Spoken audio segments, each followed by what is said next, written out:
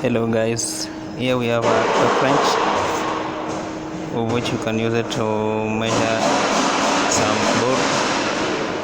You see there you can have markings. This has been calibrated. Here we have that's been calibrated in Newton's meter. It is calibrated in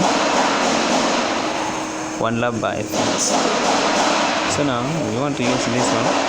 You can adjust this one like this one, then you can turn it around, then adjust your Newton meter which you want to squeeze that bolt.